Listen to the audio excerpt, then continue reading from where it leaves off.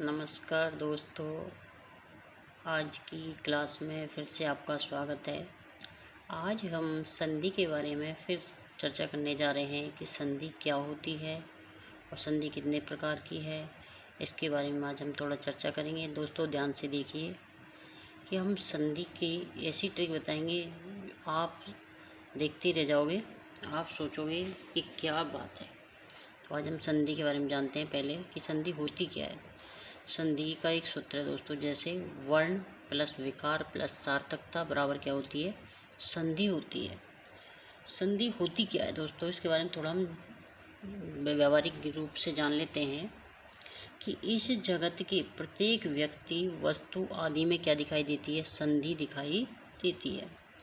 इसके बिना तो संसार की रचना ही संभव नहीं है। जैसे मानव शरीर के अंग प्रत्यंग में भी क्या होती है, संधि होती है, जिसके कारण वो गतिशील रहता है। हाथ में, मुंह में, कोहनी में, सब जगह संधि स्थल है, जिनसे शरीर की सार्थक बनता है। संधि शब्द का व्यापक अर्थ है दो देशों के मध्य भी संधि होती है। दो देश होते हैं, उनके मध्य भी क्या होती है, संधि होती है। दो व्यक्तियों के मध्य भी संधि होती है। हिंदी भाषा जगत में भी संधि का क्या है, विशिष्ट स्थान है। संधि का स्वरूप विकार रूप में दिखाई पड़ता है, अतः इसमें विकार आना तो अनिवार्य है। तो दोस्तों, हम संधि कहते किससे हैं, अब हम मूल टॉपिक है हमारा, उस पर आते हैं। ये व्यवहारिक नॉलेज मैंने आपको बताया है कि संधि होती क्या है। संधि दो या दो से अधिक वर्णों के मेल से जो विकार उत्पन्न होता है उसे संधि कहते हैं। दो या दो से अधिक वर्णों के मेल से जो विकार उत्पन्न होता है उसे क्या कहते हैं, संधि कहते हैं। या दूसरे शब्दों में हम कह सकते हैं कि प्रथम पद का अंतिम वर्ण तथा अंतिम पद का प्रथम वर्ण, प्रथम पद का अंतिम वर्ण या अंतिम पद का प्रथम वर्ण कुछ यों मिले कि मिलने से दोनों पदों के मध्य विकार, आदेश, आगम या लोप, इन चारों में से कोई एक प्रक्रिया घटित हो। दोनों पदों के मध्य क्या होता है, विकार आए, आदेश हो या आगम हो या लोप, इन चारों में से कोई प्रक्रिया यदि घटित होती है तो उसे क्या कहा जाएगा, संधि कहा जाएगा, अन्यथा वो संयोग माना जाएगा।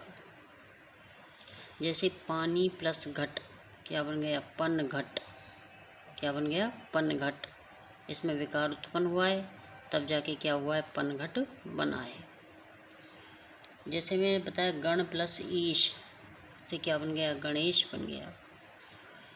या फिर हम कह सकते हैं या दो से अधिक वर्णों के मेल कहने से तात्पर्य क्या है कि दो से अधिक वर्णों में विकार आएगा।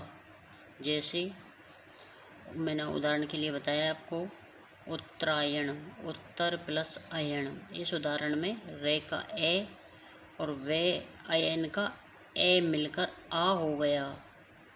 क्या बताया मैंने, उत्तर प्लस अयन में रे का ए हो गया, वे अयन का ए मिलकर आ हो गया और ने नल है वो अणे में बदल गया।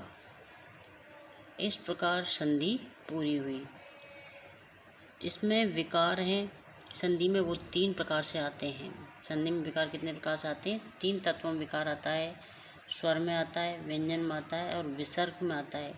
इसलिए संधि के भी कितने भेद माने हैं, तीन भेद माने गए हैं। अब हम चलते हैं संधि के कितने प्रकार हैं। तो संधि के तीन प्रकार माने गए हैं, स्वर संधि, व्यंजन संधि और विसर्ग संधि। स्वर संधि, व्यंजन संधि और विसर्ग संधि। और स्वर संधि को कितने भागों में बांटा है, 5 भागों में बांटा गया है। दीर्घ स्वर संधि, गुण, वृद्धि, यण और अयादि। कितने भागों में बांटा है स्वर संधि को, 5 भागों में बांटा गया है। दीर्घ संधि, गुण संधि, वृद्धि संधि, यण संधि, अयादि संधि। इस प्रकार हमारे स्वर की संधि के कितने भेद हुए, 5 भेद हुए। फिर स्वर संधि कहते किसे हैं, स्वर का स्वर से मेल, स्वर का स्वर से मेल बराबर स्वर संधि। व्यंजन का स्वर से मेल या स्वर का व्यंजन से मेल क्या कहलाएगी? व्यंजन संधि। स्वर संधि जैसे शिव प्लस आलय, शिव ए में प्लस आ बराबर शिवालय, क्या बन गया? शिवालय।